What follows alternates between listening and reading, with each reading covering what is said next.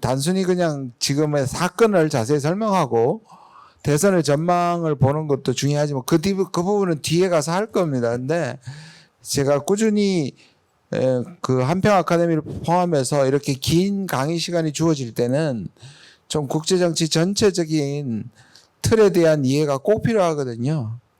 그래야 왜 지금 이런 일이 일어나고 트럼프가 등장했을 때는 지금 우리가 어떻게 적응해야 되고 하는 문제들이 더 확실하게 분명하게 이해될 수 있기 때문에 한 반 정도는 국제정치 배경에 대해서 좀 설명을 하도록 하겠습니다. 보시면 제가 만든 그림인데요. 이걸 좀 보시면 지난 91년 33년간의 기록입니다. 국제정치에서 제일 중요한 그 출발점을 한번 보시면 냉전이 붕괴가 되고 탈냉전이 시작한 지점입니다. 지금 우리가 시대를 자꾸 규정하려고 하잖아요. 모든 사실은 현재 상황을 어떤 시대냐 규정하려고 하는 노력을 하는데요. 지금은 신냉전이라는 말을 많이 하지만 뒤에 말씀드리겠지만 저는 동의하지 않습니다. 아직은 신냉전 아니라고 생각하고요. 몇몇 국가들은 아예 신냉전이라고 얘기를 하고 있고 몇몇 국가는 아니라고 얘기하고요. 저는 신냉전이 한 중요한 질서로 주장이 되고 또는 구현되려고 하고 있지만 그게 이 91년에 만들어졌던 탈냉전 시기에 압도적이고 하나의 질서로 고착되는 데는 아직 시간이 남아있고 고착 안 될 수도 있다는 게 제 생각입니다. 그러니까 출발점을 보시면 91년은 냉전이 붕괴가 된 거잖아요. 저 시점이 1991년 12월 25일 크리스마스 데이입니다. 소련이라는 체제가 붕괴가 됩니다. 그러면서 길었던 1945년부터 91년까지 약 반세기의 냉전이 붕괴가 됩니다. 그럼 지금까지 33년은 또 다른 질서, 지금은 이제 신냉전, 다극화 뭐 이런 얘기를 하는데 이 기간을 탈냉전 기간이라고 할 수 있죠. 근데 탈냉전 기간을 보면 이 탈냉전이란 말은 컨텐츠는 아니에요. 냉전이 끝났다는 말밖에 안 하고 있잖아요. 그죠? 냉전 시대가 끝났다는 말이 어떻게 그 시대의 컨텐츠를 규정하는 건 전혀 아니잖아요. 그걸 규정하는 게 뭐냐면 미국의 패권 체제입니다. 팍스 아메리카노라고 부릅니다. 다르게도 부를 수 있어요. 그게 뻑하면 말하고 있는 윤석열 대통령이나 부시나 그리고 기시다가 만나면 나토가 만나면 하는 LIO라고 그럽니다. Liberal International Order, 자유주의 국제질서. 또 다른 말로 하면 이 말은 요즘에 이 말을 더 쓰는 것 같아요. RBO입니다. Rule Based International Order, 규칙에 기반한 국제질서. 이게 도대체 뭔 말이냐? 이 세 개를 합치면 답이 나와요. 미국이 만들고 미국이 힘을 발휘하는 국제질서입니다. 좋은 점도 있어요. 국제협력을 이끌어내, 물론 미국이 지도국이 되지만 문제를 국제협력을 통해서 만들어내기 위해서 많은 수단들이 등장하기 시작합니다. 그전에도 있었던 것들도 소련이 붕괴되면서 하나의 완전체를 이루고 뭔가 국제 질서를 관장하는 기구들이 생겨요. 그게 바로 국제기구입니다. 유엔이 91년 전까지는 거의 마비 상태였지만 91년 이후에는 상당히 상대적으로 일을 합니다. 우리에게도 너무 익숙한 IMF, WTO가 95년에 또 만들어지고요. 이거를 우리를 글로벌 거버넌스란 말을 쓰기 시작했어요. 글로벌 거버넌스란 말은 한 나라는 아닌데 거버먼트가 아니라 거버넌스잖아요. 그럼 통치 행위를 말해요. 그래서 세계 정부는 없지만 마치 뭔가 국제적으로 협력이 이루어지는 것을 말해요. 그러니까 미국이 독점하는 시대인데 미국의 독점이 이런 국제 글로벌 거버넌스를 통해 가지고 하고 그것들이 중요한 규칙이 있는데 지금 아까 말한 서방의 지도자들이 또 윤 대통령이 얘기하는 가치입니다. 이 가치가 뭐냐 하면 원래는 자유무역이 하나는 자유무역이었습니다. 그래서 자유무역이고요. 그 다음 두 번째는 민주주의입니다. 그렇죠? 소련이 사회주의 체제가 붕괴하면서 민주주의가 마치 승리한 것으로 됩니다. 이 두 가지의 가치가 자랑할 만한 가치고 전 세계가 그걸 통해서 통합되는 경향을 보입니다. 그런데 딱 10년, 저 10년은 진짜 전성기였어요. 미국의 일극 체제가 저렇게 강한 때가 없었어요. 상대적으로 제일 강한 때는 있었습니다. 그게 언제냐? 45년이에요. 1945년에 미국의 세계에 차지하는 비중을 GDP로 보면 50%가 넘습니다. 한마디로 말하면 전 세계를 다 합쳐도 미국보다 가난하다는 뜻이에요. 절대적 패권인데 그때는 이유가 있죠. 전쟁으로 다른 나라가 다 폐허가 된 이유예요. 근데 91년부터 2001년은 그야말로 물론 GDP 비중은 한 26% 정도 되면 4분의 1 정도 되지만 군사력은 50%가 넘고요. 전 세계에 차지하는 아주 압도적인 패권을 차지하게 됩니다. 거기에다가 이 10년간은 미국의 소득이 2배 늘어납니다. 10년 만에 더블링 효과가 나는데요. 아니 이게 180이 북한이 GDP 기준은 180입니다. 180이 국가가 2배가 되는 것도 힘들지만 1위가 2배가 되는 게 힘들잖아요. 그 정도로 발전했고 전 세계를 완전히 미국 중심의 팍스 아메리카나가 지배합니다. 제가 2개의 마름모꼴을 표시를 했는데요. 33년을 정확하게 반으로 나누지 못하지만 전반기를 지배하는 질서는 바로 저겁니다. 냉전이 끝나고 팍스 아메리카나이고 우리가 말하는 세계화의 시대입니다. 뒷부분은 이게 점점 소멸되거나 약화되고 새로운 거대한 도전이 등장하는데 그게 반대입니다. 세계화의 반대말이 파편화예요. 세계화란 말은 전 세계가 하나의 규칙으로 통합되고 아까 말한 글로벌 가버넌스로 통합되고 제일 상징적이고 앞선 것이 뭐냐면 EU입니다. EU는 국가까지 하나가 되는. 그런데 뒷부분으로 갈수록 파편화, 영어로 fragmentation이라고 합니다. 그러니까 합치던 것이 조각이 나기 시작했고 거기에는 호전적 민족주의, 배타적 민족주의, 또 다른 말로 다극화, 또 국내 정치적 이념을 의미하면 최근의 EU 선거나 전 세계 극우 민족주의, 이민을 반대하고 난민을 반대하고 기후협약에 대해서 반대하는 유럽의 움직임, 트럼프도 여기에 속합니다. 자, 앞부분을 먼저 보겠습니다. 보면 제가 말씀드린 건 10년 동안은 거의 완벽하게 이것이 실현되는 것처럼 보였습니다. 그래서 미국 내부에서 뭐라고까지 얘기했냐면요. 이제 미국은 세계 경찰 역할을 그만하고 할 필요가 없다. 세계에 주둔할 필요도 없다. 이제 무기도 그만 생산해라. 심지어 어떤 사람들은 미국의 항공모함 2개만 있으면 충분히 지킨다. 미국은 지금 15개 정도가 있고요. 12개 정도가 항상 움직이고 세대는 그때마다 이제 정비를 하고 교체하는 겁니다. 전 세계 바다를 지키려면 15개 정도 필요한데 2개만 밖에 필요 없다는 얘기가 나올 정도였고요. 그거를 교육비나 또는 복지비로 돌려야 된다는 얘기가 나왔는데 그게 딱 깨지는 게 뭐냐면 9.11입니다. 그런 논쟁이. 근데 이게 미국 사람들한테는 엄청난 트라우마인데요. 미국 정책 결정자한테는 휴 하는 안도의 그 순간을 줍니다. 왜냐하면 미국의 세계 1위가 되고 패권이 된 시작은 1945년인데 2차 대전이죠. 아까 말씀드린. 미국은 항상 어디에 취해 있었다고 할 수 있냐면 더 나쁜 놈 때문에 괜찮게 보인 거예요. 쉽게 얘기하면.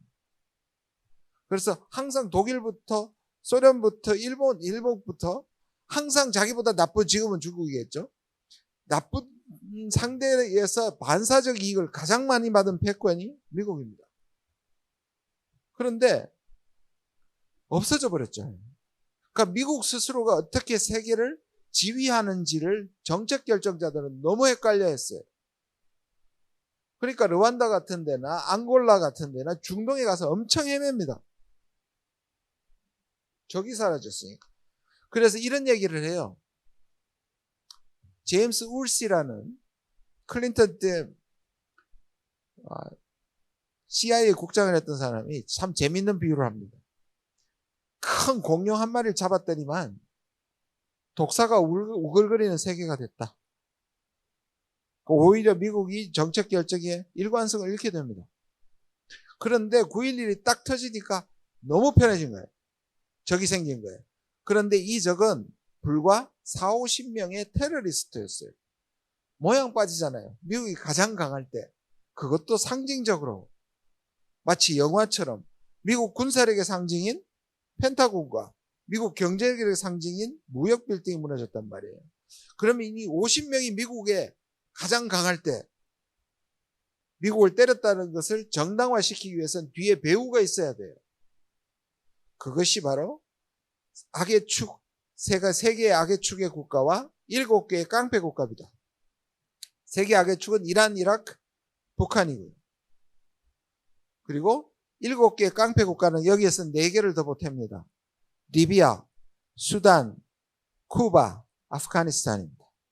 왜 그러면 이런 국가들? 왜냐? 완전히 이 자유롭고 평화로운 미국의 저 세계화 시대가 왔는데 이들 국가가 체제가 변동돼서 야만 마지막 퍼즐이 채워지는데 그걸 못했기 때문에 미국이 공격을 받았고, 그렇다면 미국이 이 전쟁을 수행해야 된다. 그게 아프간 전쟁과 이라크 전쟁입니다. 북한은요, 아프간 전쟁 때는 미국을 지원하고 미국의 이 테러를 비난했습니다. 여러분 몸에 안 믿기실 텐데요. 그런데 이 타겟이, 전쟁의 타겟이 어떤 의미에서 보면 아프간에 대한 미국의 전쟁은 좀 정당했습니다. 그 순간만 보면. 왜냐하면 알카에다가 스스로 얘기했고, 오사마 빈 라덴이 아프가니스탄에 숨어들었고, 아프가니스탄의 정부가, 탈레반 정부가 수호자를 자처했거든요.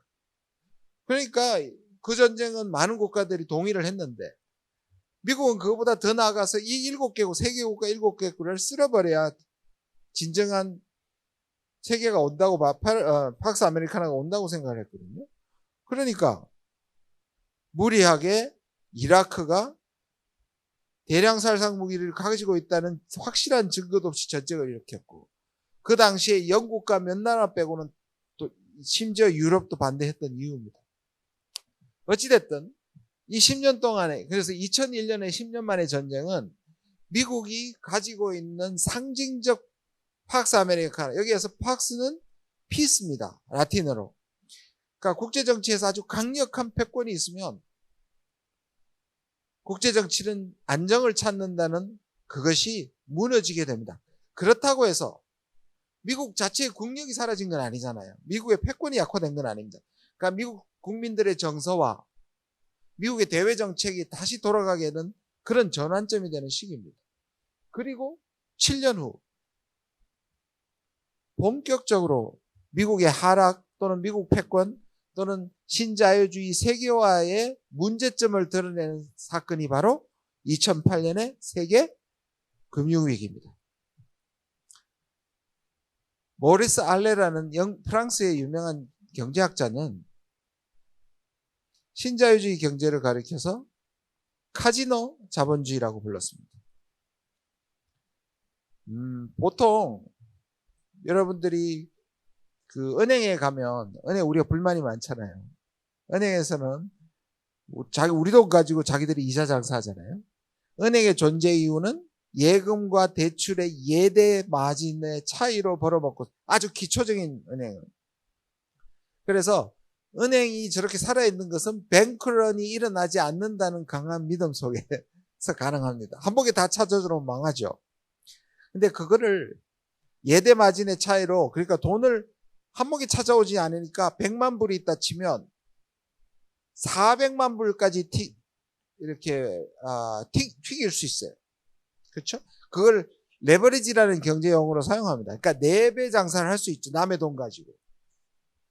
근데 이것도 적은 거예요. 그래서 월스트리트는 이걸 더 키우기 시작했습니다.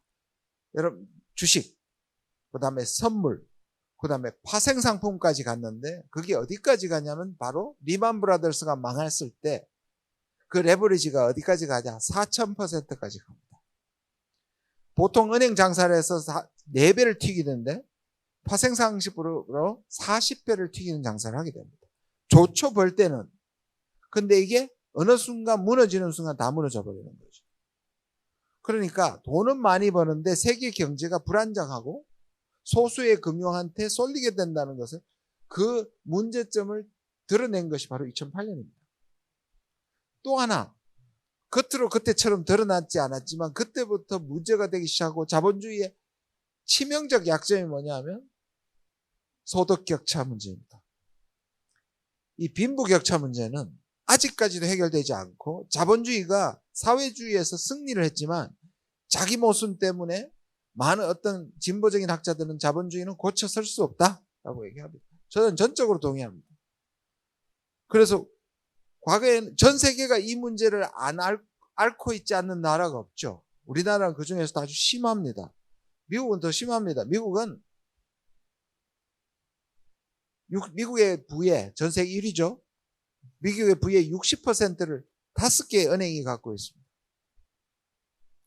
한국은 이 말로 모든 것이 정리됩니다. 조물주 위에 건물주. 아무리 열심히 일해도 물려받은 소득, 자본소득보다 따라잡기는커녕 차이가 더 벌어지는 것이 전 세계의 문제고, 이 문제는 우리가 세계가 사회주의를 버려버렸어요. 복지국가도 버려버렸어요. 그리고 자본주의만 남아있는 상황에서 자본주의가 문제가 생긴 겁니다. 이건 아직도 해결하지 못했고, 이것은 국제적으로는 금융위기를 불러오고 국내적으로는 정치적 위기를 불러옵니다. 그 문제가 실은 난민이란 이민이라는 그거와도 연결이 됩니다. 지금은 하나에 집중을 하면 미국이 만들어 온 아성, 소련이 사라진 것에 완벽해 보이는 세계화가 무너지는 것을 말합니다. 그 시점부터 다시 8년으로 보시면요, 두 번째 다이아몬드가 그전에도 있었겠죠. 물론 주변에서는 중심으로 등장하게 됩니다. 그게 바로 트럼프의 당선입니다. 2016년에 해필 또, 그러니까 세계를 지배하고 제국주의부터 지배하는 유럽과 미국의 똑같은 현상이 벌어져요. 미국 대륙에서는, 아메리카 대륙에서는 트럼프가 등장하고요, 유럽에서는 브렉시트가 영국의 투표로 결정됩니다. 이게 실행되는 것은 수년 후지만 이게 뭘 의미합니까? 트럼프는 마가라 그랬죠. 지금도 그 총격당하고 나오면서 마가 얘기하는데, Make America Great Again이라는 표로 나오는데, 한마디로 이것은 미국 국가 이기주의입니다. 미국의 백인 민족주의입니다. 더 이상 세계 경찰 역할을 하지 않고 미국의 이익을 위해서 움직인다는 겁니다. 그런데 브렉시트의 그레이트 브리튼의 구호가 뭔지 아십니까? Make Great Britain Great Again입니다. 간단합니다. EU로 들어갔더니만 스페인이나 그리스가 망할 때 영국이 도움만 줘야 되지 실제로 받는 이익은 하나도 없더라. 내가 왜 들어가? 하고 다 빠져나오는 겁니다. 처음으로 유럽에서 통합에서 역전되는 현상이 바로 브렉시트입니다. 이건 뭐라 하느냐? 이제 세계의 규칙이 무너지고 아까 말한 국제협력이 무너지는 신호탄입니다. 왜냐? 이 두 국가가 그걸 만들었던 국가거든요. 특히 미국이 만든 질서입니다. 유엔은 미국이 만들었고요, WTO는 미국이 만들었고요. 지금 한번 잘 보세요. 미국이 지금 뭘 하고 있습니까? 참 국제정치에 신기한 현상이 일어나고 있습니다. 미국은 소위 말하는 value chain, 그러니까 가치사슬, 공급망의 재편이라고 얘기하죠. 그 속내가 뭐죠? 중국 잘라내기예요. 왜요? 그 공급망이 미국 보기에 누가 지배하고 있다고? 중국이 이익을 보고 있다는 겁니다. 근데 그 공급망이라는 게 뭐였어요? 국제분업입니다. 국제분업이 뭡니까? 자유무역이에요. 다시 말해서 값싼 중국이 제조품을 공급하고 미국 고부가가치를 만들어내는 것으로 잘 돌아갔던 미국이 만든 질서가 중국이 더 유리해지고 중국이 부상이 되니까 미국이 보호주의로 돌아선 것이 바로 공급망 재편입니다. 자기가 불리해지니까 자기가 만든 규칙을 바꿔버린 것이 바로 공급망 재편입니다. 그래서 아까 말했 지금은 중국이 주장하는 게 뭔지 아세요? 진정한 다자주의와 자유무역입니다. 그래서 CPTPP라고 들어보셨죠? 미국이 마지막으로 꺼낸 자유무역 레짐입니다. 트럼프는요, WTO를 죽여버렸습니다. 지금 WTO 들어본 적 있나요? 미국이 보호무역을 하려니까 WTO가 긁어치는 거예요. 그 추장스러운 거예요. 지금 WTO는 죽었습니다. WTO의 핵심은 뭐냐? 보호무역을 했을 때 처벌할 수 있는 기구가 우리 그렇죠. WTO에 제소한다는 말 들으셨잖아요. 없어졌어요. 지금 미국은 미국산 배터리에 무려 7,500불, 1,000만 원의 보조금을 줍니다. 자유무역 역사상 가장 최악의 보조금입니다. 자유무역에 대한 위반 사항인데 WTO가 제소됐다는 얘기 들어보셨어요? WTO 죽었어요. 우리를 그렇게 충격을 줬던 IMF 여러분 요새 들으세요? 죽었습니다. WHO 팬데믹 때 가장 조롱을 받았던 게 WHO입니다. 그 질서를 무너뜨린 게 뭐냐면 미국이고요. 역설적으로 중국은 자유무역하자고 얘기합니다. 그게 바로 지금의 두 번째 말은못거리예요. 이걸 이해하셔야 지금 트럼프의 의미와 지금 세계가 돌아가는 것의 의미를 알 수가 있습니다. 자, 묘하게도 2020년대 코비드는 넘어갈게요. 코비드는 우리한테 된 일종의 테스트였습니다. 국제정치적으로 보면 코비드는 팬데믹은 앞에 이 마른 목걸이여야 해결이 효과적으로 되는 거죠. 전 세계가 같이 합쳐서 대응해야지 효과적으로 대응하는데 그게 무너지니까 나오는 게 뭡니까? 미국, 중국은 전부 다 서로 코로나를 퍼뜨렸던 음모이론으로 욕을 하고 있고 나중에는 나눠졌지만 처음에는 백신을 전부 다 백신 이기주의, 백신 국가주의로 넘어갔던 거 아니에요. 그러니까 3년을 간 겁니다. 어떤 의미에서 팬데믹에서 확인한 것은 이제 팍스 아메리카나 세계화는 끝났다는 겁니다. 그래서 지금 벌어지는 것은 호전적 민족주의. 근데 이게 2020년에 선거가 있고 저는 이걸 가끔 보면 또 영화 같아요. 누가 시나리오를 쓰는 것 같아요. 이 두 사람이 상징하는 게 뭡니까? 이 두 마른 먹거리예요. 그렇지 않습니까? 바이든이 물론 나중에 수행에 관해 지금 지난 4년 동안 정말 이걸 했느냐 앞에 마른 뭐를 했느냐 이것은 의심할 수 있지만 이 두 사람이 대결할 때는 미국의 두 가지 큰 시대적 사고를 반영하는 두 지도자예요. 그렇지 않습니까? 실제로 바이든이 등장했을 때 뭐라고 그랬냐면 미국을 아메리카 is back이라고 그랬습니다. 미국이 돌아왔다. 미국의 기환. 그게 뭐냐? 국제적 리더십을 회복하고. 그러니까 미국이 봐도 바이든이 봐도 트럼프는 미국의 가치를 다 망가뜨렸다고 보는 거죠. 파리 기후협약에서 막 나오고 WTO 망가뜨리고 근데 정작 물론 자기가 왔어도 미국 이기주의에 벗어나지는 못하는데 상징적으로 이 두 사람은 그런데 어쩌면 다행으로도 2020년의 선택은 누구였냐면 돌아가고 싶은 그래도 상대적으로 나은 과거의 국제협력 질서였습니다. 그런데 4년 동안 바이든은 이걸 제대로 못 해냈고요. 지금 다시 원래 또 붙게 됐는데 지금 누가 봐도 이 대세죠. 크게 보면 국제정치의 대세는 트럼프가 되게 돼 있습니다. 무슨 말씀인지 아시겠죠? 어떤 의미인지. 너무 길게 설명할 수 있습니다. 짧게 해야 되는데. 자, 그래서 두 개의 질서를 놓고 봤을 때 신냉전은 일부이고요. 신냉전의 논리는 이럴 때 사용이 됩니다.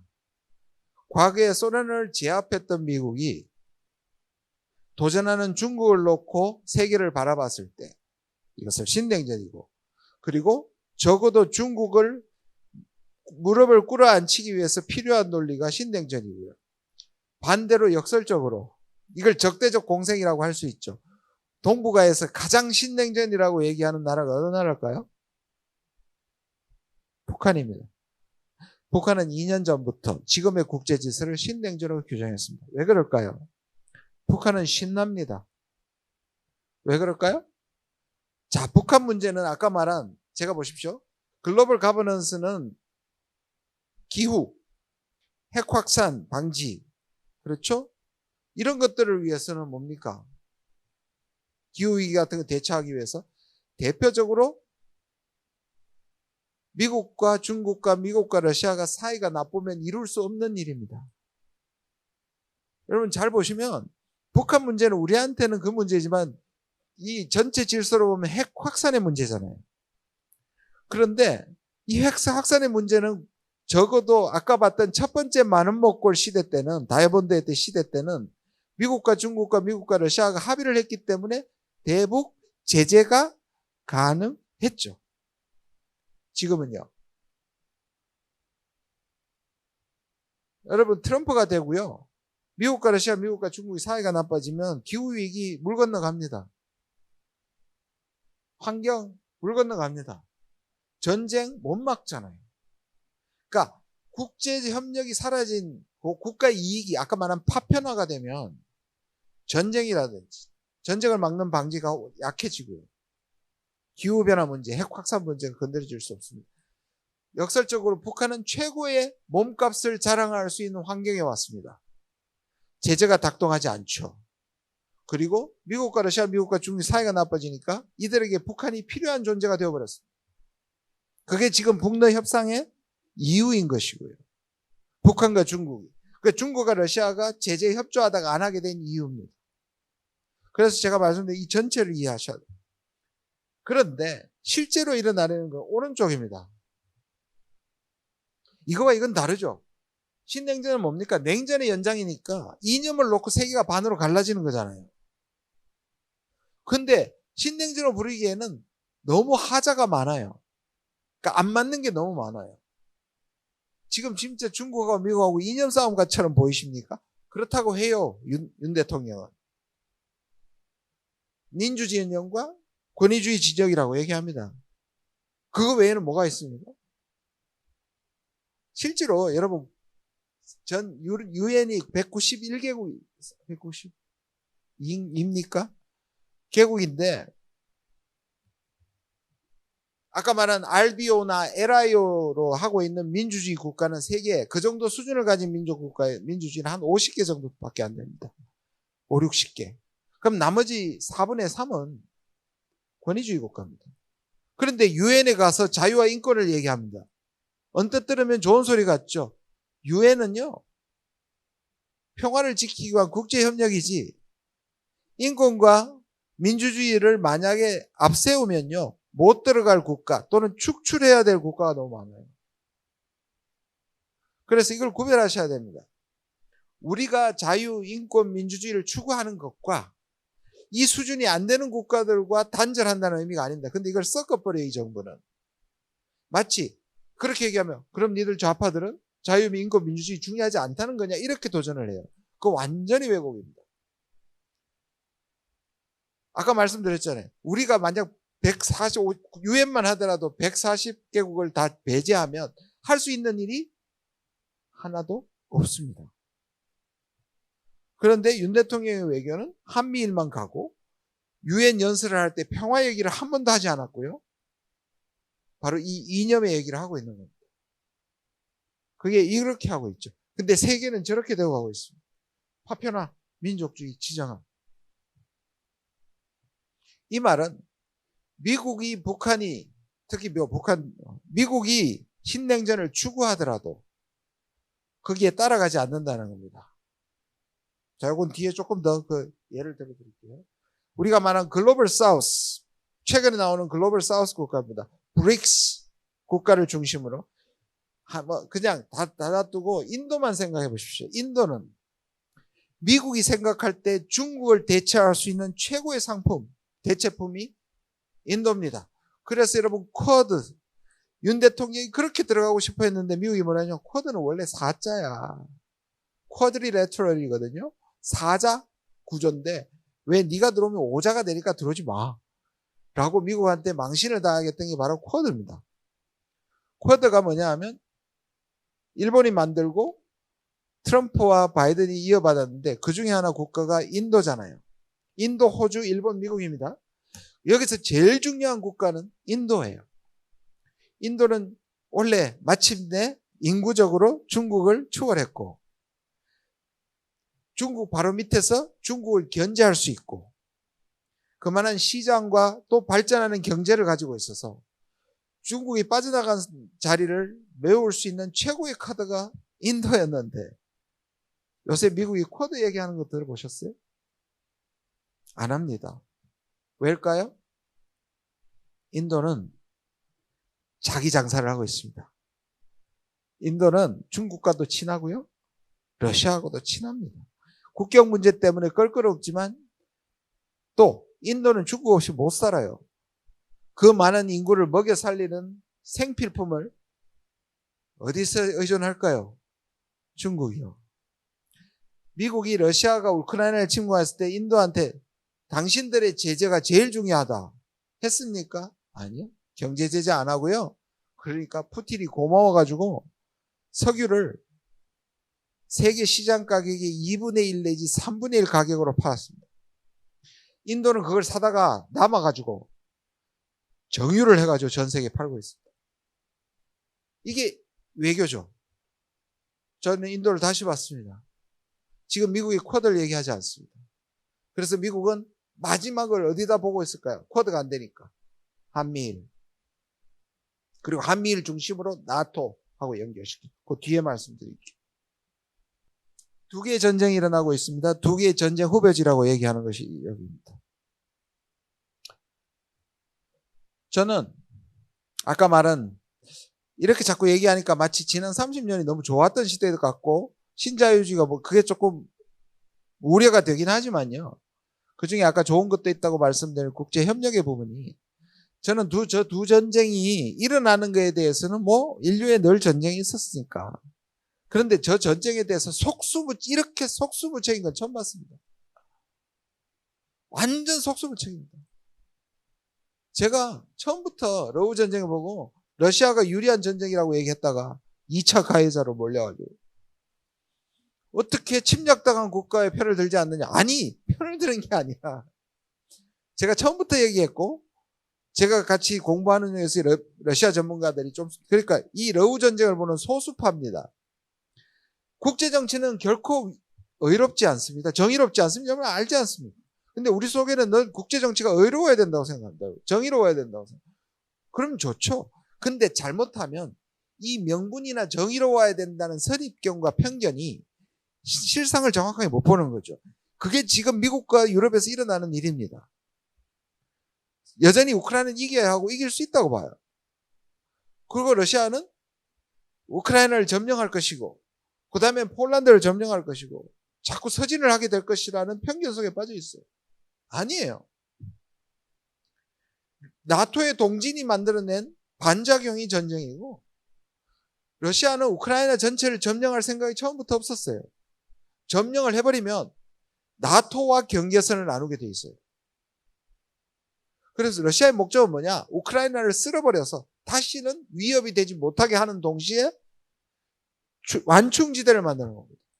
그러니까 한번 보십시오. 이런 눈으로 다시 러우 전쟁을 보면 동우크라이나에서 움직이지 않잖아요. 꼼짝도 안 하잖아요. 러시아가. 전쟁을 서진을 하고 있지 않아요. 지금 다시 소모전이 일어나고 있습니다. 우리 한국전쟁하고 똑같아요. 한국전쟁 3년 1개월 이틀 했습니다. 첫 번째 날만 1.4.5 때부터 북진부터 인천 상륙작전 다 1년에 일어나요. 2년째 3년째 다 뭡니까? 고지전, 소모전, 수많은 사람들이 한 뼘의 땅을 군인들이 젊은이들이 차지하게 죽어가고 있어요. 지금 그렇게 일어나고 있어요. 어떻게 될까요? 그러면 그렇게 따라가면 저는 트럼프가 되면요 내년 상반기에 전쟁 끝난다고 생각합니다. 그런데 저는 이런 걱정되는 게 오늘 방송에서도 했지만 윤 대통령이 살상무기를 보내놨는데 트럼프하고 푸틴 뒤에서 화해해버릴 것 같아요. 진짜 가능한 일입니다. 유럽도요 뒤에서는 이제 지치거든요. 전쟁 안 하고 싶은데 다들 뭐냐 우크라이나가 이겨야 되는데 미국은 뭐냐면 러시아를 전쟁에 끌어들여서 러시아를 약화시키고 위협이 안 되게 만들려고 그랬어요. 근데 전쟁 결과는 우크라이나가 완전히 박살이 나버렸어요. 인구수도 줄어들고 처음에는 애국심으로 달려오던 젊은이들이 지금 다 전장을 벌이고 있습니다. 지금이라도 무기 공급을 줄이면 바로 무너집니다. 그런데 제가 보기엔 내년 봄까지는 갈 것 같아요. 그러니까 이게 미국도 전쟁을 못 막고 유엔은 존재감이 완전히 사라지고 오른쪽 전쟁도 마찬가지예요. 미국이 이스라엘 하나? 전 세계가 이렇게 이스라엘 욕을 한 적이 없잖아요. 심지어 미국에 있는 국민들이 이렇게 욕을 해도 못 멈춰요. 그 향후의 전쟁들이 이렇게 될 거라는 겁니다. 전쟁을 제어하거나 막거나 멈출 힘이 인간 문명이 없어졌다는 거예요. 왜 그럴까요? 다 이 격변의 시대에 자기 것만 챙기려는 국가 이기주의 시대가 오고 있기 때문입니다. 그게 도처에 발견이 됩니다. 아까 말씀드린 극우의 약진, 그리고 혼란의 시대일수록 강하게 얘기하고 선동하는 목소리 큰 세력들, 그들이 표를 얻기 때문입니다. 아직까지는 완전히 넘어갔지는 않지만 그 길로 가고 있어서 때로는 저는 디스토피아로 가고 있지 않는가, 인류의 문명은 끝나는 것이 아닌가 생각할 정도입니다. 자, 두 개의 전쟁 후보지입니다. 하나는 대만이고 하나는 한반도입니다. 나중에 말씀드릴게요. 자, 그 다음에 우리를 봐야 되는 것이 뭐냐면 이 왼쪽에 빨간 것은 1대1로입니다. 중국의 세계에 대한 전략이죠. 그런데 제가 자꾸 중국 편을 들 것과 같이 보이지만 중국은 서북진을 하고 있습니다. 미국을 피하고 있어요. 그리고 이걸 자기의 실크로드를 다시 재현시킨다는 것이고, 이쪽으로 가고 있는데 미국은 따라가고 있고 봉쇄하고 있습니다. 그런 형국이죠. 보시면 이 다이아몬드는 쿼드고, 쿼드는 인도태평양의 제일 앞에 있는 입이라고 생각하시면 됩니다. 그리고 인도태평양과 쿼드는 다 아베가 만든 겁니다. 이게 부딪히는 곳이 어디냐면 지금 미국과 중국이 실제 물리적으로 충돌할 수 있는 4개의 지점들입니다. 제일 위에 한반도, 노란 점을 보시면 그 밑에 동중국해, 그 다음에 대만, 남중국해입니다. 여기가 향후 수십 년간 미국과 중국이 부딪힐 가능성이 가장 높은 것. 아까 제가 전쟁 후보지의 2가지에도 들어가는 곳입니다. 이게 어떤 의미를 가졌냐 보면 이렇습니다. 미국과 중국은 둘이 전쟁하면 죽는다는 거 아시겠죠? 당연히 알겠죠? 여러분 보시면 전쟁이 참 희한해 보입니다. 핵도 가지고 있고 전면전을 할 것 같은데 러우 전쟁이 전면전 안 일어나잖아요. 국제정치에서 이걸 리미티드 워라고 합니다. 제한전쟁. 러우 전쟁이라고 하기에 민망할 정도로 우크라이나만 작살이 나고 있습니다. 그렇죠? 하마스 이스라엘도 과거 같았으면 레바논, 헤즈볼라, 이란 다 들어갔잖아요. 신기하게도 그 안에서만 일어납니다. 거기에 속한 사람들은 그냥 비극적인 파괴와 죽음이 있습니다. 근데 안 벌어지죠. 이게 뭐냐면 전쟁이 일어나기 더 쉬워진 겁니다. 그렇잖아요. 그래서 오히려 대리전쟁의 시대가 되는 거예요. 약소국이나 전쟁의 터가, 아까 말한 이 3가지는 전쟁이 나도 미국과 중국이 전면전을 안 할 거란 얘기입니다. 전면전을 하면 핵을 쓰게도 다 죽죠. 생각해 보십시오. 푸틴이 맨날 얘기하는 게 뭡니까? 실제로도 안 하고 있는데 경고하고 있는 예방이 뭡니까? 나토군이 들어오면 미국이 개입하면 뭘 쓴다? 핵을 쓴답니다. 자, 이게 뭘까요? 제가 예측하는 향후 3, 40년 동안은 이 지역에서 무력 충돌이 일어나더라도 둘은 절대로 안 붙는다는 겁니다. 우리가 71년 전에 했던 대리전쟁의 형태가 날 것이고요. 그러면 그걸 왜 할까? 상대방의 의도를 꺾기 위해서, 그러니까 세계 종말은 없으면서 또는 상대방을 간보기 위해서, 상대방에 경고하기 위해서 이들 지역은 하나의 테스트 사이트가 되거나 전쟁 또는 압력이 너무 커졌을 때 여러분 전기밥솥, 압력밥솥 마지막에 하기 전에 쉬 빼잖아요. 그런 역할을 할 지역들인 거예요. 자, 그러면 세계가 안 망하니까 괜찮나? 아니요. 이 지역이 미중 대결의 희생양이 될 수 있죠. 그럼 미국과 중국이 이런 말 합니다. 미국과 중국이 언제쯤 승부가 날까? 어떤 사람들은 200년이라고 얘기합니다. 저는 최소한 3, 40년 간다고 생각합니다. 중국은 지금까지 미국에게 도전했던 어떤 나라보다 특별합니다. 그게 뭐냐? 자급자족적입니다. 그러니까 미국이 중국을 봉쇄한다는 게 얼마나 바보 같은 짓인지 압니다. 그래서 향후 3, 40년 동안 저는 3개까지 시나리오는 불가능하다. 첫 번째 시나리오, 미국이 중국을 완전히 주저앉힌다. 승부 끝난다. 아니요, 불가능합니다. 두 번째는 중국이 미국을 그러면 추월할 것인가? 택도 없습니다. 그것도 불가능합니다. 중국은 하자가 너무 많습니다. 세 번째, 중국과 미국은 다시는 친해질 수 없다. 이 세 가지를 제하고 나면 유력하게 떠오르는 향후 30년간, 우리가 33년을 봤잖아요. 그 시기만큼 앞으로는 미중은 개싸움을 할 것이다. 승부가 나지 않는, 그리고 그 승부에 대한 테스트를 이 4개 지점에서 할 수 있는, 그러니까 미중 대결과 전략 경쟁은 전 세계에 향후 30년 동안 어마어마한 스트레스를 주게 될 것이고, 그 스트레스가 집중되는 곳이 바로 이 4군데고, 불행하게도 우리나라는 여기에 속해 있습니다. 더 나쁜 소식은 나머지 3개는요, 별로 움직일 수 있는 여지가 없는 지역들입니다. 제일 위험해 보이는 게 대만처럼 보이지만요, 별로 효용 가치가 없습니다. 그러니까 친미 정권이 라이칭더가 되니까 미국이 그날 뭐라 그랬는지 아세요? 그렇게 대만 위기를 조장하고 중국을 자극하던 미국이 라이칭더가 되는 순간 미국은 대만의 독립을 지지하지 않는다. 이렇게 얌체처럼 빠져요. 그러면 다시 어디가 제일 중요하지냐? 활용 가치가 높으냐? 30년간 미국과 중국이 가장 이용해 먹고 싶은 땅이 한반도예요. 그렇지 않겠습니까? 왜? 가장 핵심적인 우리가 분단 문제를 해결하지 못했기 때문에. 벌써 그게 나타나고 있죠? 전 세계에서 가장 신냉전이 치열하게 일어나고 선두적으로 일어나는 것이 바로 이 동북아입니다.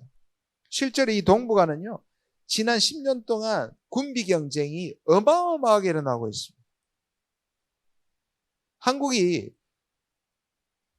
GDP로 세계 12위잖아요. 10위에서 윤 대통령 등장하고 2위 떨어졌습니다. 어떤 통계는 14위입니다. 그런데 군사력은 화력 기준으로 6위입니다. 이미 우리는 거의 2배가량 우리 경제력에 비해서 과도하게 군사화되어 있는 겁니다. 그 과도하게 군사화되어 있는 건 세계 최고는 어딜까요? 북한입니다.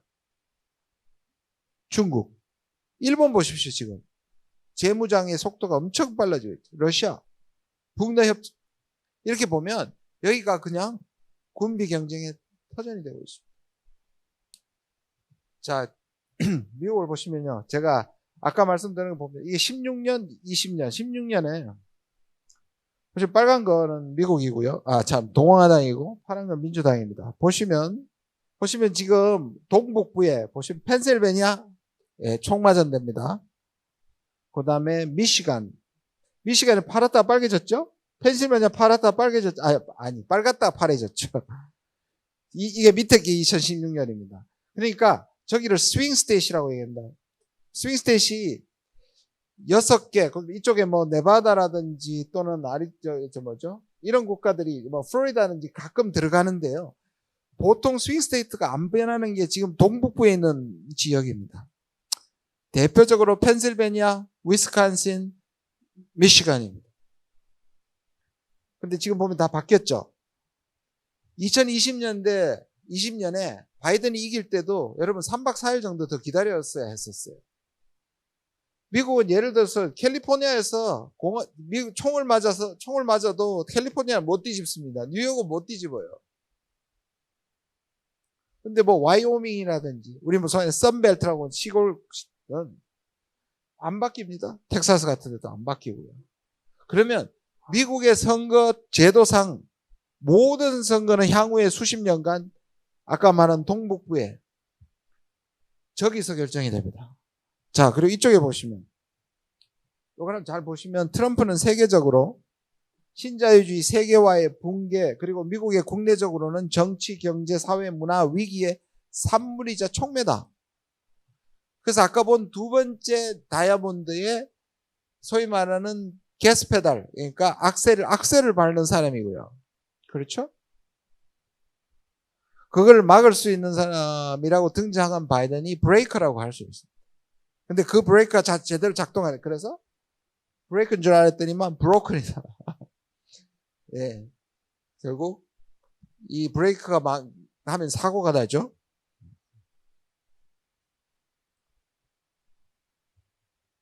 트럼프가 가져온 미국 패권의 총체적 위기이자 촉매다 그랬는데요. 제왕적 대통령, 외교 일방주의, 경제민족주의, 백인인종주의, 공화당의 사당화입니다. 이거 한번 보십시오. 재밌는 지도죠.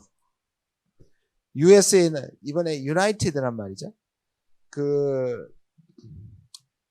근데 지금 그걸 빨간 지도를 다 모으고, 그러니까 공화당 지지자를 모으고, 파란 민주당의 지지자를 모아서 재구성하면 DSA가 됩니다.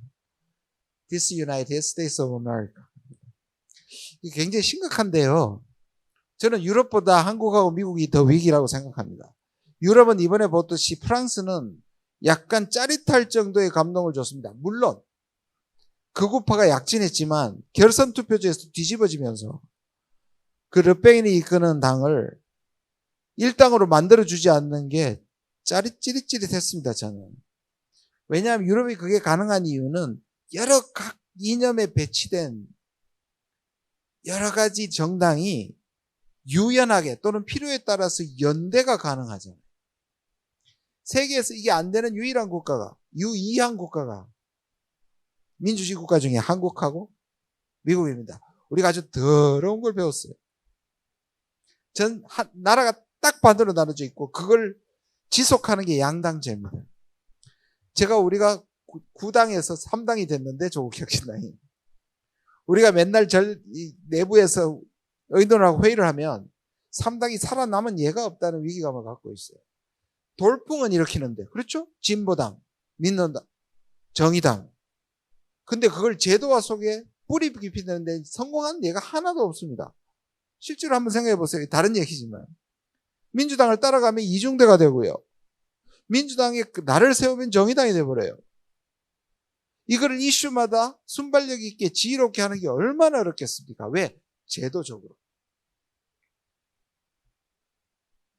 제가 외통위에 있으면서 제일 가고 싶었던 선택해서 가는 당이 정보위입니다. 정보위는 이제 선택할 수 있는 당입니다. 그러니까 겸임을 할 수 있는 겸임당인데 저는 이번에 가서 처음 알았습니다. 비교섭 단체는 정보위가 아예 원천적으로 배제됩니다. 못 들어가요. 이게 무슨 근거인지 모르겠어요. 그러니까 작은 국회법에서부터 큰 것까지 그냥 못 살아남을. 근데 이걸 정치 문화적으로 확대하면 이게 사회 건강함이 아닌 거예요. 그러니까 이게 딱 나눠져서 혐오가 계속 가속화되는 거예요. 따지고 보면 바이든의 나이도 이 혐오 구조 때문입니다. 이 케네디 같은 또는 젊은 혁신적인 아젠다를 갖고 와도 뭐 때문에 죽어버리냐 하면 구조 때문에 죽어버려요. 그러니까 바이든이든 트럼프든 이 나이가 계속, 우리나라의 정치도 나이가 계속 먹어가잖아요. 제가 지금 환갑인데요. 한 5년 전만 해도 제가 진보 쪽에서는 거의 조교 수준이었습니다. 어른들이 하도, 어른들을 제가 빨리 물러가라고 하는 건 아닌데, 전체적으로 그렇게 되는 겁니다. 그래서 미국이 이번 사건의 원인 중에 하나가 이런 정당 구조나 실제적으로 우리가 그대로 닮아 있죠. 우리가 총을 안 쏠 뿐이지. 제가 국회에 들어와서 제일 많이 국회 밖에 있을 때 들었던 욕이 이거잖아요. 쟤들은 저기서 막 싸우는데 뒤에 가서 술 먹고 형님 동생 한다고. 그랬었대요. 지금은 밖에서도 욕합니다. 서로. 얼굴도 안 쳐다봅니다. 저도 싫어요. 근데 이게 바람직한 건 아니잖아요. 그러면 국회는 공전되고 거부권은 행사되고 마비가 되는 거예요. 그 현상이 미국에서 그대로 일어나고 있는 겁니다. 그게 총을 가진 사람들의 혐오를 폭발하고, 그리고 이런 구조 속에서 정권을 잡고 싶은 사람들은 그 구조를 활용하고 싶겠어요? 아니면 거기 들어가서 희생되게 하고 싶겠어요? 활용하겠죠. 이걸 활용하는 사람은 살아남고 이것에 바꾸려고 하는 사람은 죽어버리는 구조인 거예요. 제가 너무 어두운 소리를 많이 하는데 그렇다고 거짓말 할 수는 없잖아요.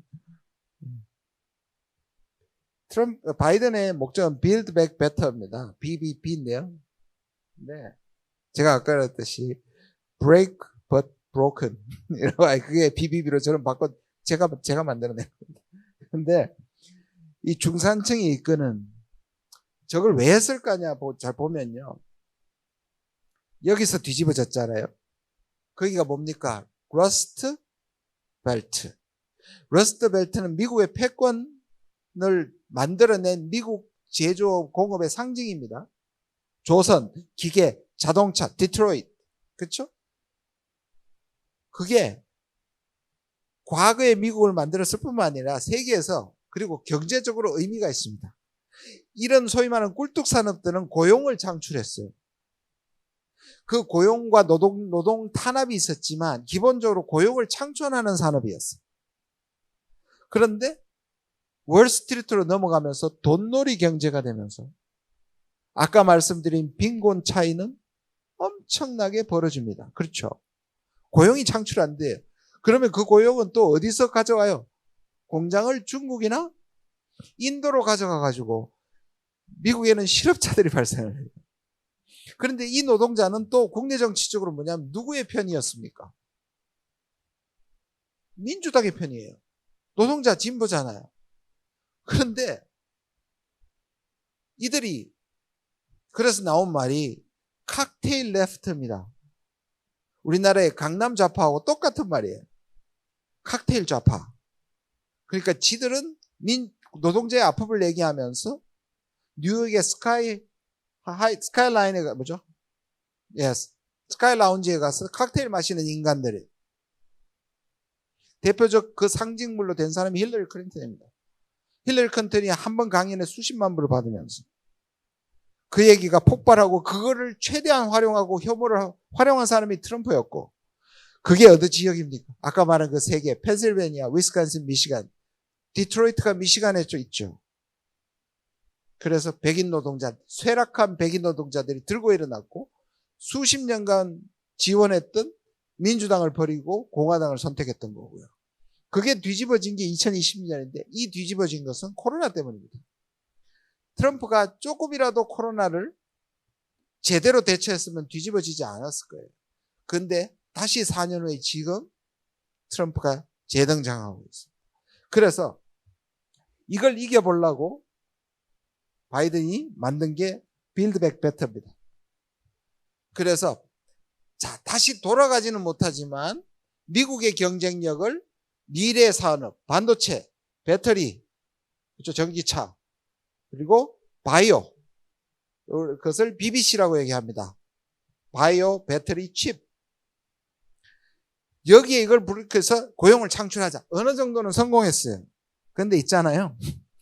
지금 이 스윙 스테이트에서 벌어지는 게 뭐냐면 굴뚝 산업과 신산업에 또 노동자들이 서로 부딪히고 있습니다. 트럼프는 가서 꿀뚝 노동자들을 부추기고 있고, 바이든은 봐라, 내가 고용을 이렇게 창출했다. 한국을 비롯해 유럽에서 이렇게 많이 투자를 받았다고 붙고 있어요. 이번에도 저기서 결판이 날 겁니다. 그런데 근소한 차이였지만 지난 2년간, 1년간 트럼프가 이 스윙 스테이트에서 꾸준히 아주 근소한 차이지만 계속 리드하고 있습니다. 이번에 또 해필 일어난 곳이 펜실베니아. 이 펜실베니아 스윙 스테이트 중에 선거인단이 또 제일 많습니다. 묘한 뉘앙스를 갖고 있죠. 그래서 제가 그런 표현을 했습니다. 총탄은 트럼프가 맞았는데 치명상은 바이든이 입었다. 그래서 바이든은 중산층을 위한 대외 정책이다라고 할 정도. 제가 이런 모양 자체가 얼마나 노골적인지 몰라요. 여러분, 외교가 내 중산층을 위해서 한다는 거예요. 그러니까 바이든조차도 얼마나 국가 이기주의 프레임에 빠져 있는 거예요. 안 그러면 당선이 안 되니까. 재선되기 위해서, 그리고 민주당이 정권을 가져오기 위해서 지난 3년 동안 했던 게 바로 중산층, 저렇게 밑에 숨은 게 아니고 이렇게 얘기합니다. Foreign policy for the middle class. 노골적으로 했고 어느 정도 성공했는데 아까 말한 것처럼 다시 좌절되게 되죠. 그리고 이 빌드백 베터하고 중산층을 위한 대외 정책에 가장 큰 희생을 한 것이 바로 한국입니다. 자, 미국이. 자, 이 부분을 여러분들 꼭 기억하고 가셨으면 좋겠는데, 한미관에서 미국이 이 그랜드 디자인, 다시 말해서 민주당의 바이든이 하고자 했던, 그리고 거기에 우리가 완전히 호구가 되고 있는 것이 이 두 가지입니다. 자, 하나는 안보 전략이고 하나는 경제 전략입니다. 자, 안보 전략은 미국이 약해지고 중국이 강해지고 또 일단 너무 멀어요. 미국이 오바마 때부터 안 하는 짓이 있습니다. 이거는 공화당이든 민주당이든 일치하고 있는 게 있습니다. 지상군은 절대로 가지 않는답니다. 오바마가 대통령이 된 거는 아프간과 이라크에서 전쟁을 관둔다는 것이 엄청나게 어필을 해가지고 됩니다. 그리고 자기 전략을 가벼운 발자국 외교라 그랬어요. 가는데 발자국은 안 찍힌다. 이 말은 보병은 안 보낸다는 뜻입니다. IS가 그렇게 준동할 때도 미국은 안 보냈습니다. 아프가니스탄에서 도망치듯 나왔습니다. 저는 보면 웃겨요. 우크라이나를 꼭 도와줘야 된다고 하면서 아프간을 왜 버렸습니까? 미얀마는 왜 버렸습니까? 왜 우리가 살상무기를 그렇게나 보냈는데 왜 미얀마를 안 보냅니까? 반군한테? 앞뒤가 안 맞잖아요. 어찌됐든 미국은 민주당이든 되든 지상군을 보내는 것은 거의 안 보내는 것은 합의가 된 겁니다. 그러니까 우크라이나가 저렇게 돼도 안 보내잖아요. 물론 아까 말한 핵전쟁의 위험도 있지만, 그런데 한국은 다르잖아요. 일본은 달라요. 전쟁 나면 그냥 그대로 끌려가잖아요. 근데 이걸 역이용한다고 생각해보면 미국 쪽에서는 지난 33년 동안 많은 사람들이 중국의 부상만 얘기하죠. 그런데 그 이상으로 부상한 나라가 한국입니다. 국력이 33년 괄목상대하게 중국 1위라면 한국 2위예요. 중국에 가려있지만. 그렇죠? 일본은 여전히 세계의 경제 강국입니다. 거기에다가 일본을 재무장시키면 미국이 상상하는 게 이게, 보십시오. 자기가 안 맞고 아까 말한 충돌 지점에서 한국과 일본을 연결시키면 이보다 좋은 거 없겠죠. 그래서 한미일 유사동맹을 실질화시키는 게 미국의 꿈입니다. 뒤에 말씀드릴 텐데 저작년 8월 22일 미국에서 캠프 데이비드가 조인됐을 때 뉴욕타임스가 이렇게 말했습니다. 드디어 미국 외교 70년의 꿈이 실현됐다. 수권이 실현됐다는 평가를 합니다. 정확한 표현이에요. 왜 그럴까요? 이 둘이 식민지와 제국주의 국가로 안 친해지니까 미국이 이걸 막기 위해서 이 둘을 연결시키는 게 가장 필수적인 일을 못한 거죠. 그게 마침내 윤 대통령 덕분에 된 겁니다. 자, 이건 뒤에 조금 더 설명할게요. 오른쪽. 경제안보. 제가 아까 뭐라 그랬습니까? 공급망 재편이 실제로 뭐라 그랬어요? 미국이 자유무역의 원칙을 깨는 거라 그랬습니다. 그렇잖아요.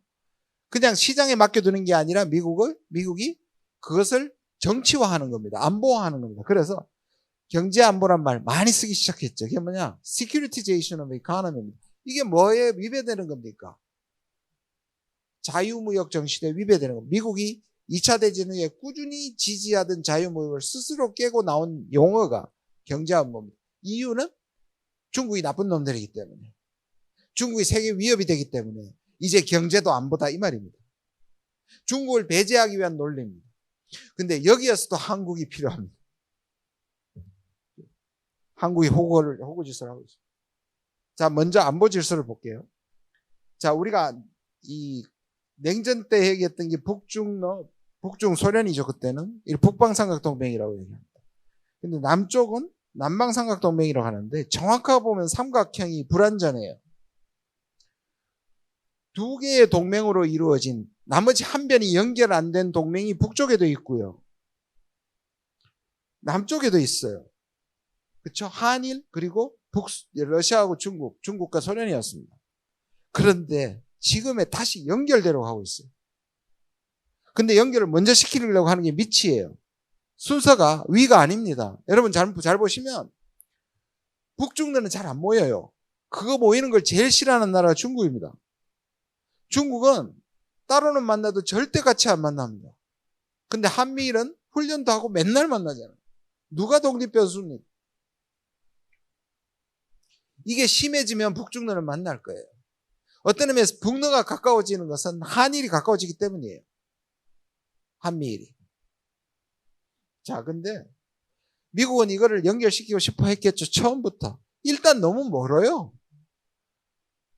그리고 어떻게 보면 유럽은 독일을 분단시켜서 완충지대를 만들었는데 여러분 아시다시피 91년에 동유럽 국가들이 다 미국으로 넘어오고 나토로 갔잖아요. 폴란드, 체코, 슬로바키아, 그죠?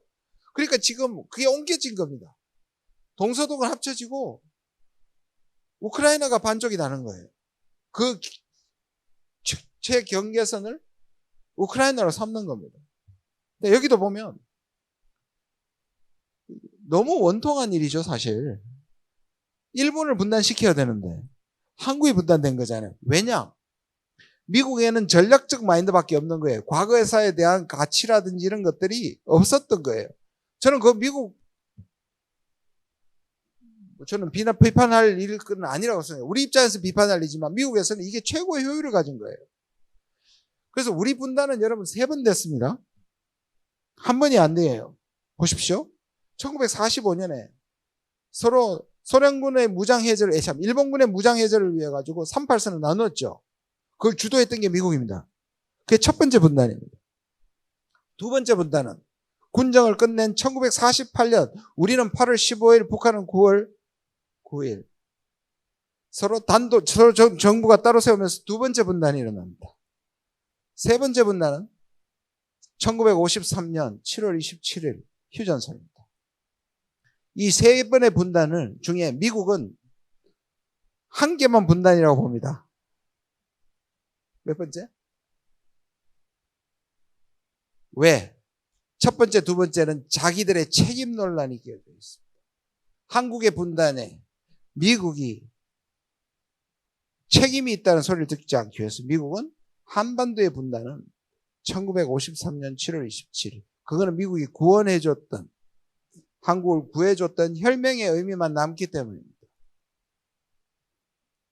미국은 계속 이 선을 연결시키기 위해서 엄청난 노력을 합니다. 80년대 신냉전 때 최고의 찬스였죠. 똑같은 3명의 네오콘들이 모였습니다.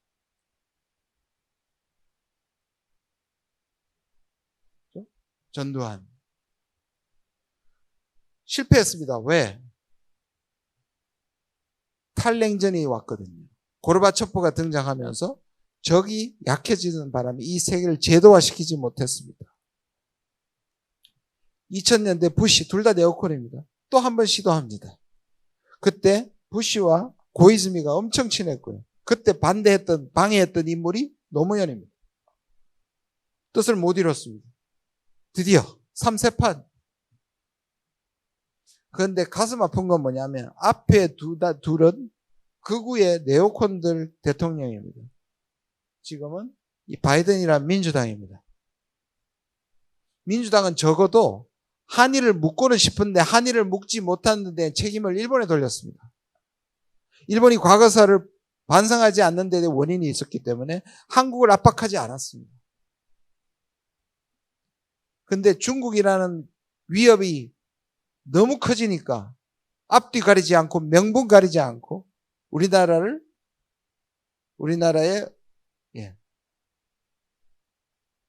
마침 윤석열을 멱살을 잡고 만들어낸 겁니다. 자, 아까 말한 동맹합니다. 여기 보시면 2022년 11월에 저작년 11월에 프놈펜에서 한미일이 역사상 처음으로 만나서 공동성명을 발표합니다. 그리고 바로 그 다음 날 12월 달에 일본은 3대 안보 문서를 개정하면서 재무장과 일본의 군국주의가 본격적으로 실행이 됩니다. 그중에 대표적인 것이 일본은 5년 안에 세계 3위의 군사비를 쓰는 나라로 바뀝니다. GDP의 2배를 쓰는 것이고요. 일본은 자위대는 북한이 저렇게 미사일을 쏴댈 때 가장 두려워하는 것이 일본입니다. 왜? 일본은 미사일 전력이 형편없습니다. 왜냐하면 미사일은 공격용 무기로 분류되기 때문에 일본은 자위대가 이 부분에서 약하니까 북한의 미사일에 대한 두려움이 누구보다 큽니다. 근데 그거 다 벗겨졌습니다. 아까 말한 군사비 2배가 대부분 어디 들어가느냐? 미사일 수천 기를 공급받게 됩니다. 게다가 반격 능력이라 그래서 말은 반격 능력인데 일본이 북한이 위험해지면 먼저 때릴 수 있는 선제 공격 능력입니다. 저게 미국의 무기나에 일본은 완전히 재무장으로 갑니다. 그리고 3개월 후 왜 저게 들어가 있을까요? 한일 간의 장애물을 우리가 벗겨주는 겁니다. 누구의 압박에 의해서? 미국의 압박에 의해서. 그게 강제동원 해법입니다. 바이든이 괘씸한 게요. 한일 위안부를 종용하겠던 때가 바로 바이든이 부통령일 때였습니다. 그게 뒤집어졌잖아요. 문재인 정부가 와서. 이걸 다시 뒤집는 게 강제동원. 그리고 8월 아까 말한 한미일 캠프 데이비드. 그리고 저거 좀 심각한데요. 지금 속도가 빨라지고 있습니다. 자, 아까 말한 인도태평양, 인도태평양이라는 말을 보면 심각합니다. 인도태평양이라는 말에 대륙이 없어요. 자, 여러분 우리가 반도국가잖아요. 아까 봤듯이 북한은 대륙국가와 연대가 이루어져. 우리는 해양국가와 연대가 나옵니다. 그런데 인도태평양은 해양 전략이죠. 인도양과 태평양에 대한 전략입니다. 거기에는 우리가 해양 전략에 올라타는 것을 의미합니다. 그러면 대륙과는 어떻게 되는 거예요? 적이 되는 겁니다. 그러면 그 순간에 우리는 제일 전방에 서게 되는 거죠. 다시 전 대륙을 커버하는 방패가 되는 겁니다. 그리고 이거를 더 키워서 나토와 연결시키려고 하고 있습니다. 자, 미국은 IP4 인도태평양 4개국이라고 3년째 쫄따구들 데리고 가는 것처럼 한국, 일본, 뉴질랜드, 호주를 데리고 가죠? 이번에 3번 연속 초청받았다 그랬잖아요. 그게 뭐냐? 러시아 문제는 우리를 끌고 가고요. 중국 문제는 유럽의 국가들을 끌고 오려는 미국의 전략입니다. 그 앞에서 가장 앞서서 호구짓을 하고 있는 것이 윤석열입니다. 오늘 방송에서 말씀을 드렸는데 독일이 유엔사 회원국으로 들어옵니다. 그걸 윤석열이 자기 입으로 얘기했어요. 문재인 정부 때 독일이 2019년에 원했을 때 문재인 정부는 NO. 물론 우리가 법적 권한은 없어요. 유엔사는 미국 국방부가 관장하는 겁니다. 말은 유엔이지만 유엔의 어떤 공인도 받지 않는 기구가 유엔사입니다. 그 유엔사가 북한에 대한 인도적 후원도 다 막았던. 근데 여기를 지금 확대하고 있습니다. 독일 다음에 누굴까요? 제가 보기에는 일본입니다. 우리 주권이 아닌데 우리 땅에서 나토를 만들어가고 있는 겁니다. 아시아판. 자, 아까 말씀드린 문재인 정부 때 신남방 신북방 저 아이디어를 제가 만들었거든요. 아이디어를 제공했고 그것이 하나의 정책이 됐고 지역 전략이 됐습니다. 자, 신남방 신북방 하냐면 신남방은 해양 전략입니다. 인도, 아세안, 호주. 신북방은 대륙 전략입니다. 목적은 뭐냐? 우리가 대륙과 해양을 연결시키는 브릿지 역할을 하는 거예요. 근데 이거 다 폐기됐죠?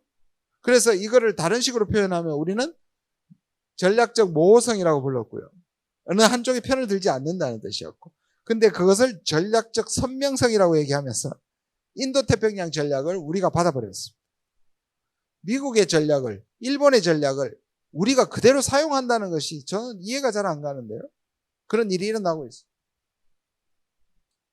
자, 아까 말했던 투자입니다. 투자를 보시면 우리가 대미 투자를 한 것이 133조 1000억 달러입니다. 바이든이 지난 3년 동안 전 세계에서 끌어모은 돈이 얼마냐? 200조 정도 됩니다. 대단하죠? 우리나라가 133, 50%, 60% 이상입니다. 거의 70%네요. 미국이 받은 투자액에 왜 그럴까요? 한국의 BBC가 전 세계 최고이기 때문입니다. 그러니까 우리는 안보적으로 선봉대가 되고 있고 경제적으로는 미국의 제조업을 부활시키는데 우리 돈이 투자되고 있습니다. 물론 미국이 원천 기술을 갖고 있기 때문에 우리가 피할 수 없는 측면이 있지만 우리는 하나도 못 받아내고 그냥 아낌없이 주는 나무. 미국에 대해 퍼주기 하는 가장 전형적인 겁니다. 이미 73조를 기집행했습니다. 우리 5대 기업이. 바이든이 되자마자 보통은 한국 대통령이 먼저 가는데 5월 9일에 윤 대통령이 됐는데 그 21일 날 와서 22일 날 공동성명을 했죠. 거기에서 바이든은 윤 대통령 만나는 거에 하나도 관심이 없고 기업들을 만나는 기억도 아시죠? 투자를 받아내기 위해서입니다. 왜 받아내야 되는가? 아까 말씀드렸죠. 중국을 쫓아낸 공백에 메워줄 국가가 한국밖에 없고 그걸 기꺼이 아무것도 받지 않고 메워줄 호구는 한국밖에 없었기 때문에 저는 안 하라는 말이 아니라 줄 때 다 받아내고 줘야 된다는 뜻입니다. 이 정부는 그 7,500불이나 또는 반도 제가 시간이 없어서 많이 설명을 못 하는데요. 그런 거에 대해서 하나도 미국한테 항의한 적이 없습니다. 자, 이제 다시 이 시대가 왔습니다. 이 세 세력은 저는 이게 얼마나 깊이 연결되어 있는지는 저도 자신이 없습니다. 실제로 물리적으로 만나고 있는지도 모르고요. 그러나 적어도 세계관은 완벽하게 공유하고 있습니다. 한국의 뉴라이트 여기 인물들입니다. 자, 지금 국립외교원장 60주년 기념식에 저를 초청하지 않았습니다. 대통령이 오니까 제가 뭐라고 소리 지를까 봐 자기 곧 주일대사로 부임합니다. 낙가손의 상 1회 수상자입니다. 김태효, 그 다음에 이신화, 이 세 분이 낙가손의 상인데 낙가손의 상은 뭐냐면 아시아주의에 공헌한 사람. 이게 뭐냐면 대동아 공영권입니다. 거기에 공헌한 학자들, 한국 사람 3명 수상했는데 지금 윤 정부의 핵심 인물들입니다. 이들의 스승이 노재봉과 이상우 교수입니다. 이들은 황화론을 신봉합니다. 중국이 화가 된다는 겁니다. 미국의 발끝을 잡고 바지가랑이를 잡아야 살 수 있다고 진짜 믿는 사람들입니다. 이 오카쿠라 텐신 심지어 일본에 가서 게이오 대학에서 이 사람의 말을 인용하기까지 했습니다. 윤석열은. 한국을 엄청나게 무시하고 한국은 일본의 속국일 수밖에 없다고 얘기한 일본의 정신적 지주입니다. 일본 극우에 그 사람을 게이오 대학의 연설에 인용했다는 자체가 충격적입니다. 미국 네오콘들. 트럼프가 당선되면 트럼프는 이 두 가지 중에 하나가 될 수 있습니다. 이건 리버럴리스트고요. 아까 말한 첫 번째 다이아몬드인데 네오콘과 안티 글로벌리스트가 있어요. 이거는 트럼프가 우리가 좀 주시해야 되는 부분인데 좀 공화당 자체는 그랬고요. 트럼프 1기 때는 트럼프의 고립주의도 있었고 네오콘은 고립주의가 아닙니다. 네오콘은 세계를 아까 봤던 것처럼 정복해야 되고 선과 악의 대결로 보고 국제정치 적극적으로 개입해서 악의 축이라든지 깡패 국가를 쓸어버려야 되는 게 네오콘이죠. 그런데 트럼프는 다른 거는 좀 극복했는데 실제로 자기가 지금도 그러니까 떨어지고 나서 계속 얘기하는 게 뭐냐면 자기가 네오콘 때문에 망했다고 얘기하고 있습니다. 북한과의 김정은과 또 잘 될 수 있었는데 그걸 망친 게 볼턴이고 그 욕을 계속하고 있습니다. 근데 단순히 누구한테 책임전가가 아니고 이번에도 계속 지금 하는 게 뭐냐면 글로벌리스트. 이 글로벌리스트는 둘 다 싸잡아서 얘기하는 겁니다. 리버럴리스트가 글로벌 가버넌스를 하고 파리 기후협약에 가고 국제기구를 하는 것도 반대하고 네오콘이 힘으로 세계를 정복하고 미국의 패권을 유지하고 악한 국가를 징벌하는 것도 싫다는 겁니다. 한마디로 아무것도 안 하겠다는 겁니다. 미국은 이미 충분한데 왜 우리가 군대를 보내고 그래서 외국에 주둔하고 있는 군대를 철수하겠다는 말도 하고 부자 나라에 왜 도와줘야 된다는 말도 나오고 나토는 그냥 내버려 두고 오히려 말 안 들으면 돈 안 주면 러시아한테 무슨 짓이라도 하라고 그럴 거라는 막말을 하는 이유가 이기에는 저게 툭 튀어나올 수 있습니다. 어디에서 우리가 볼 수 있냐면 우리가 이거는 주시해야 되는 게 뭐냐면 첫 번째는 네오콘을 적어도 국방부에는 많이 배치를 했어요. 그래서 처음에 한국에 대해서 했던 무슨 주둔 부담금이나 이런 것에 대해서 많이 후퇴했단 말이에요. 그런데 이게 강력하게 작동을 하면 네오콘을 쓰지 않을 겁니다. 그렇게 되면 이게 우리의 한미동맹 문제가 그냥 단순히 우리한테 협박하고 돈을 뜯어내는 수준이 아니라 근본적인 미국이 패권적 리더십을 포기하는 겁니다. 물론 약화됐지만 미국 자체가 이것을 포기할 때 어떻게 될 것이냐. 전 세계는 두 번째 다이아몬드가 더 훨씬 더 급격하게 진행될 수 있습니다. 이런 말씀을 드렸고요. 자, 트럼프의 당선을 기대하는 두 개의 한국 내 세력이 있습니다. 참 특이합니다. 아주 우측과 좌측에서 다 트럼프가 됐으면 하는 그룹이 있는 걸로 알고 있습니다. 2018년이요. 다시 한번 again 2018년 한반도 평화 프로세스 그리워하는 사람들은 바이든이 지난 4년 동안 거의 방치시키고 북한 아젠다는 없었습니다. 그러니 들어오면 자기가 실패하고 후회하고 있다. 여러 번 얘기했습니다. 잘 되고 있고 아직도 좋은 관계인데 볼턴 저 자식 때문에 망했다. 라고 얘기하는 트럼프가 다시 김정은과 만날 기대를 하면서 평화 세력 북한하고의 협력을 말하는 한반도 평화를 그리워하는 사람들이 트럼프가 되기를 바라는 사람들이 있습니다. 정반대쪽에서 한국에 핵무장을 하려면 트럼프가 와야 됐다. 자, 둘 다 전혀 100% 불가능한 건 아닌데 둘 다 어마어마하게 어려운 장애물이 있다고 저는 생각합니다. 진보 세력한테는 어떤 장애물이냐? 아까 말씀드렸잖아요. 북한은 지금이 전략적으로 몸값이 제일 높습니다. 그렇다고 해서 북한이 이런 상황으로 친냉전 상황으로 계속 갈 수는 없다고 생각을 해요. 그러나 아직은 아니에요.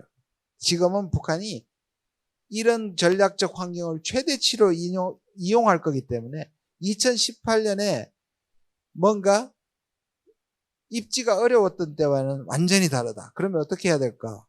그때는 북한이 외상도 받았거든요. 북한이 먼저 핵을 제안하고 미국이 나중에 제재를 풀어주는 걸로 갔는데 이번에는 현찰 박치기를 해야 될 것이다. 그리고 그 현찰은 어마어마하게 줘야 될 것이다. 그 어마어마한 것을 구별하는 기준은 북한이 핵을 포기하지 않은 상태에서도 웬만한 건 다 해줘야 될 것이다. 그걸 미국 사회가 받아들일 수 있을까? 특히 트럼프가 그것은 굴복을 의미하는 것일 수도 있는데 어떻게 포장하면서 그걸 해줄 수 있을까? 그걸 극복해야 되는데 쉬워 보이지 않고요. 오른쪽은 미국 내부에서 진보적 인사도 한국의 핵무장을 바라지 않습니다. 그러면 핵 확산이 헬게이트가 열리기 때문에. 그런데 미국의 보수도요, 한국의 핵무장을 원하지 않습니다. 왜일까요? 한국이 핵을 가지면 더 이상 한국을 좌지우지할 수 없게 됩니다. 일본도 좌지우지할 수 없게 됩니다. 그래서 이거는 그 엄청난 반대, 미국의 진보와 보수를 다 이겨낼 정도로 트럼프가 사고를 칠 것이냐. 사고를 칠 수 없는 게 뭐냐면 아까 미군 철수도요, 의회가 국방 수권법에 의해서 의회 허락 없이는 미군 철수 불가능합니다. 과연 그걸 극복할 수 있는 어마어마한 장애물이 있기 때문에 그냥 막연하게 두 쪽에서 약간은 꿈을 깼으면 좋겠다라고 생각합니다.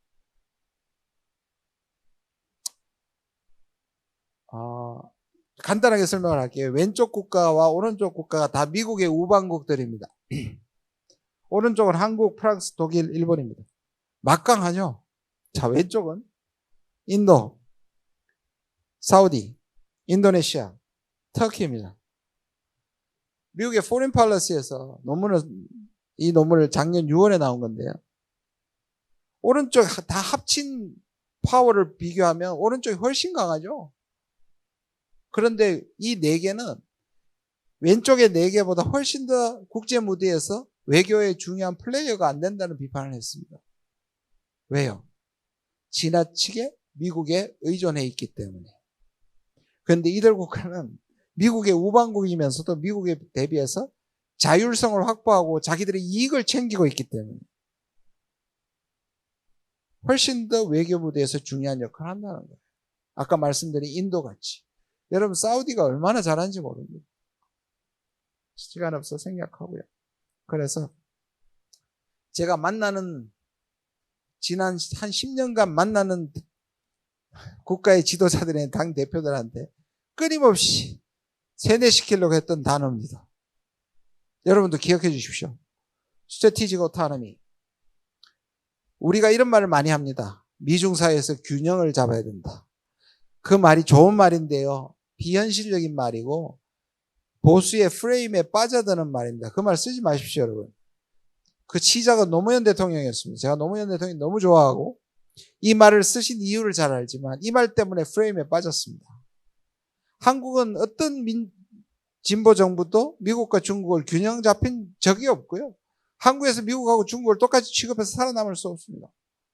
언젠가는 그래야겠죠.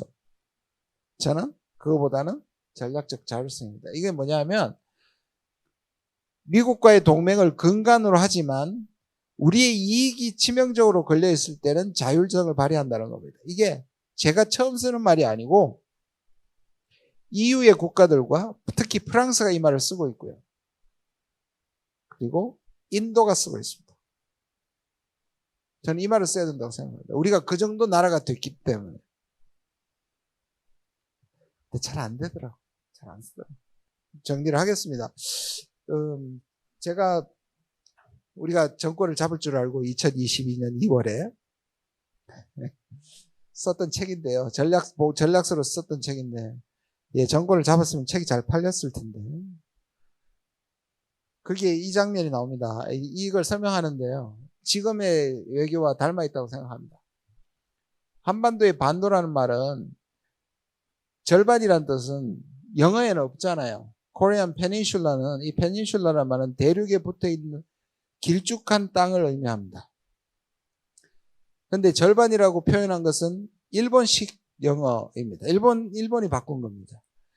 자기들 섬은 온전한 섬 온도고 한국 섬은 한반도 절반뿐인 한반도. 그게 저주가 돼가지고 사실상 반도인데 우리가 섬이 돼버린 것 같아요. 물론 이게 이제 워낙 많이 쓰니까 써야 되지만 한번 다시 생각해 볼 시점이다. 진보적인 역사학자들은 우리를 해륙국가로 불러야 한다. 대륙국가이면서 동시에 해양국가다. 이 두 가지 정체성을 동시에 가져야 된다. 그런 운동을 한 적이 있습니다. 저도 동의하고요. 실제로 해륙 국가가 이었던 때가 있습니다. 바로 고구려인데요. 우리는 고구려가 대륙을 지배했던 국가로만 알고 있지 실제로는 해상 강국이었고 많은 사람들이 역사가들이 얘기하기를 평양으로 천도하면서 대륙 세력이 약해졌다는 잘못된 결정이었다고 얘기하지만 그 이유가 있습니다. 보시다시피 짭짤했거든요. 해상 무역의 이익이. 이게 왜 다시 지금 생각해야 되냐면 우리가 다시 반도라는 지정학적 위치가 문제가 되고 있습니다. 대륙과 해양 사이에서. 문재인 정부 때는 이거를 아우르는 정책을 하려고 했었는데 지금은 해양 세력에 뛰어들어 버렸습니다. 그러면 북한뿐만 아니라 중국과 러시아와 지금 적대 관계로 가고 있기 때문에 아주 잘못되고 저는 이렇게 말할게요. 향후 5년 안에 미국이 이긴다면 나쁘지 않아요. 그래 아까 말씀드렸잖아요. 최소 30년, 최대 200년 동안 승부가 나지 않는 경쟁일 거라. 그러면 편을 정하는 것은 매우 위험하다. 마지막 슬라이드입니다. 결국 우리에게 남은 건 두 가지예요. 식민주의 극복, 대미, 대일. 여전히 우리는 극복하지 못했다고 생각하고요. 그리고 지금 정부는 거의 미국과 일본이 자기 나라라고 생각하는 사람들 같습니다. 그리고 오늘 분단체제, 아까 말씀드린 거죠. 분단체제를 해소하지 못했기 때문에 지금의 위기가 다시 다가오고 있는 거라고 생각합니다. 7분 정도 늦었습니다. 예, 경청해 주셔서 감사합니다.